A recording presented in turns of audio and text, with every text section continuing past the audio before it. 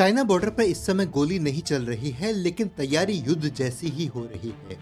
India सड़क बनवा रहा है, एयर बेसिस को तैयार कर रहा है, बॉर्डर विलेजेस बसा रहा है और पहाड़ों के लिए नया टैंक ला रहा है। सवाल ये है कि बॉर्डर पर शांति है या ये शांति किसी बड़े मुकाबले से पहले की तैयारी है। सबसे बड़ा सवाल, चाइना बॉर्डर पर असली लड़ाई बंदूक की है या फिर इंफ्रास्ट्रक्चर की लड़ाई है। आज की कहानी इसी बॉर्डर की है। इंडिया और चाइना के बीच में जो सीमा है उसे लाइन ऑफ एक्चुअल कंट्रोल यानी कि LAC कहा जाता है। यह कोई साफ खींची हुई लाइन नहीं है, कोई अंतर्राष्ट्रीय सीमा नहीं है, प्री डिफाइंड हो। कई जगहों पर इंडिया और चाइना की समझ अलग अलग है और यही वजह है कि कभी दोनों देशों की जो पेट्रोल पार्टी है आमने सामने आ जाती है, कभी सैनिकों के बीच झड़प हो जाती है और कभी सड़क या ब्रिज भी स्ट्रेटेजिक सिग्नल बन जाते हैं। 2020 में गलवान घाटी में हुई झड़प के बाद हालात बहुत खराब हो गए थे। उसके बाद दोनों देशों ने हजारों सैनिक और भारी हथियार फॉरवर्ड बेसिस पर तैनात कर दिए थे और फिर कई राउंड की बातचीत हुई। 2024 में टेप्सेंग और डेमचौक जैसे पॉइंट्स पर डिसएंगेजमेंट हुआ और फिर नॉर्मल पेट्रोल फिर से शुरू करने की बात हुई। लेकिन डिसएंगेजमेंट का मतलब ये नहीं है कि खतरा खत्म हो गया है। असली कहानी ये है कि दोनों देश अब गोली चलाए बिना अपनी पोजीशंस मजबूत कर रहे हैं। चाइना अपनी तरफ रोड्स, विलेजेस, सर्विलांस और मिलिट्री पोस्ट को मजबूत कर रहा है। हमारा भारत भी अब पुराने तरीके से बॉर्डर को नहीं देख रहा है। भारत समझ चुका है कि बॉर्डर पर सिर्फ सैनिक भेजना काफी नहीं होगा। हमें वहां पर सड़क, airbases, villages, telecom, tank, drone और लोकल पॉपुलेशन सबको साथ मिला करके बॉर्डर को सिक्योर बनाना होगा। सबसे नया एग्जाम्पल है लद्दाख का चुमुर इलाका।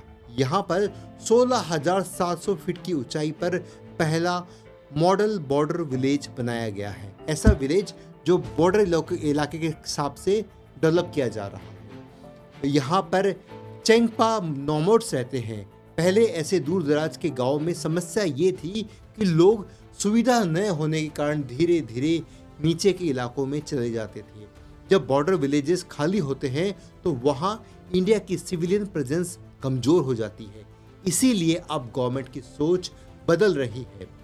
बॉर्डर विलेजेस सिर्फ गांव नहीं है, सिक्योरिटी का हिस्सा भी है।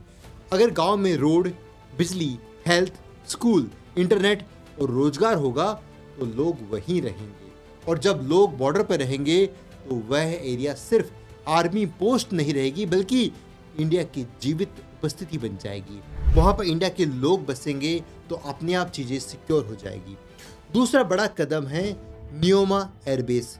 ये लद्दाख में करीब 13,000 फीट की ऊंचाई पर है और LAC से मात्र 30 किलोमीटर दूर बताया गया है। इसे फाइटर ऑपरेशंस के लिए तैयार किया जा रहा है।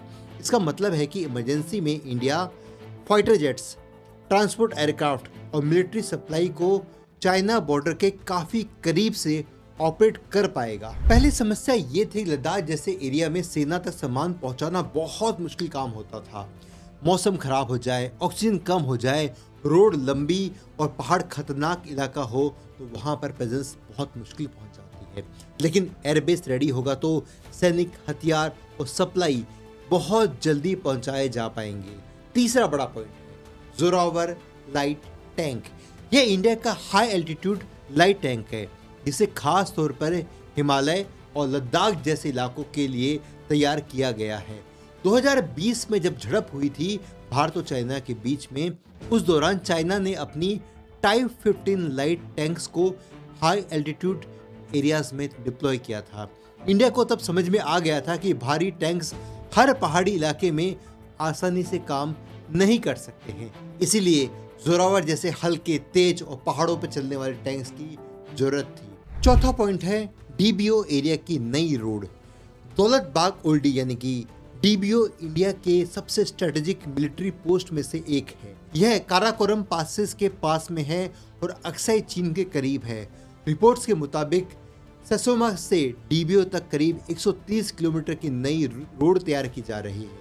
इसकी खास बात यह है कि इसे इंडियन आर्मी की मूवमेंट चाइना की सर्विलांस से कुछ हद तक बचा पाएगी। यानी इंडिया अब सिर्फ एक रोड पर निर्भर नहीं रहना चाहता है। अगर एक रास्ता बंद होगा, मॉनिटर होगा या अटैक के रिस्क में होगा तो दूसरा रास्ता हमारे लिए तैयार रहेगा। अब अरुणाचल प्रदेश की साइड को भी समझिए।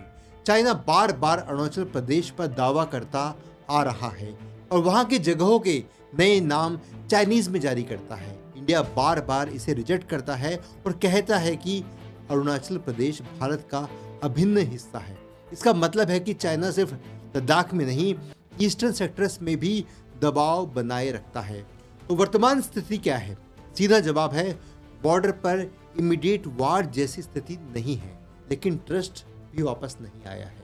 बातचीत चल रही है, लेकिन दोनों तरफ से तैयारी भी चल रही है। इंडिया चाइना से व्यापार और डिप्लोमेसी तो रख रहा है, लेकिन बॉर्डर पर अपनी कमजोरी नहीं छोड़ना चाहता है। चाइना की स्ट्रेटेजी है कि वह सड़क, गांव और मिलिट्री इंफ्रास्ट्रक्चर से जमीन पर अपनी पकड़ को मजबूत करे। इंडिया की स्ट्रेटेजी है कि वह रोड्स, एयरबेसेस, टैंक्स और गांवों के माध्यम से अपनी लोकल पॉपुलेशन को और ज़्यादा स्ट्रॉन्ग करे, अपने रिस्पॉन्स को मजबूत करे, ताकि कोई भी ऐसा वक्त आए जब तुरंत रिप्लाई करना हो तो भारत उसके लिए तैयार हो। और इन सब का भारत के लिए बहुत बड़ा मतलब है। अगर बॉर्डर इंफ्रास्ट्रक्चर मजबूत होगा तो सेना तेजी से मूव करेगी। अगर विलेजेस मजबूत होंगे तो पलायन रुकेगा। अगर एयरबेसेस और टैंक्स तैयार होंगे तो चाइना को मैसेज दिया जाएगा कि इंडिया अब 2020 वाला इंडिया नहीं रहा है। कुल मिलाकर के चाइना बॉर्डर पर अभी शांति दिख रही है, लेकिन यह शांति तैयारी के साथ में है आने वाले किसी बड़े खतरे की तैयारी।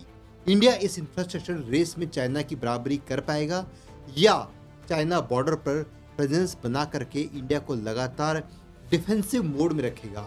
इस पूरे मुद्दे पे आपकी क्या राय है और क्या अलग करना चाहिए भारत को? इस पूरे मुद्दे पर कमेंट में लिख करके बताइएगा मुझे। तब तक के लिए जय हिंद।